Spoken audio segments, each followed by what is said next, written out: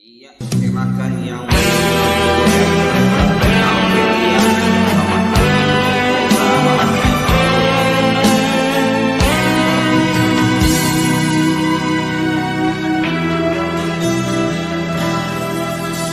seumur hidup aku ini yang pertama, pintu hatiku diketuk oleh dua wanita, mempunyai ciri selama ini ku cari. Berbeda wajah, ayunya tetap asli.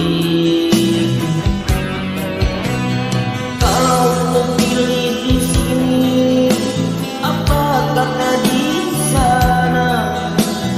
Kalau ku pilih di sana, di sini kan terluka. Perlukah aku pilih keduanya? Kamu sayang, asik.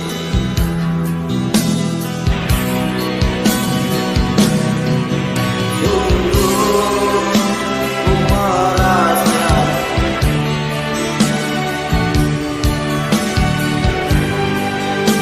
sesuatu yang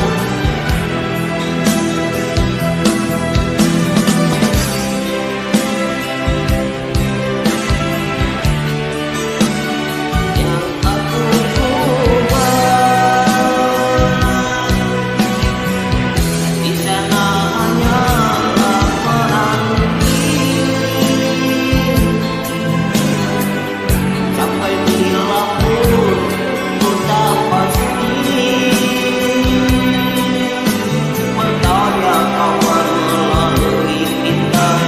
Jarang sekali bertemu muka, namun ku tahu dia setia. Dan di sini tetap menunggu. Berbeda jelas di mataku, masih takut terhadap aku, sanggup menunggu kata putusku. Sayang ketamaanmu menawanku.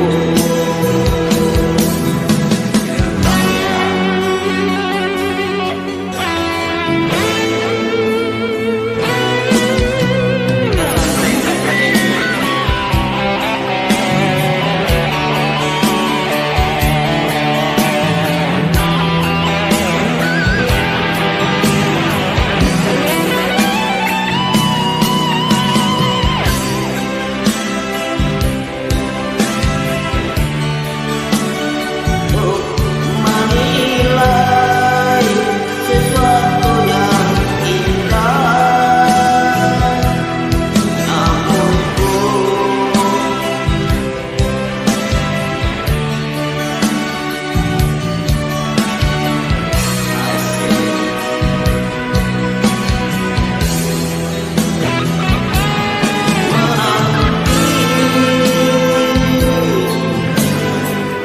sampai bila pun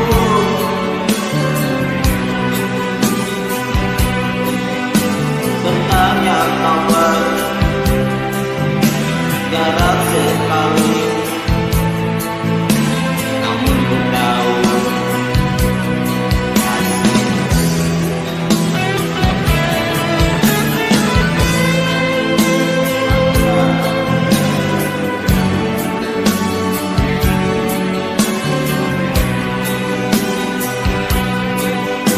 kasih tak kamu terhadap aku, sanggup menunggu kata putusku. Sayang ketamaanmu menawanku. Ku terima suatu nota, ringkas tulisannya. Dia hendak ku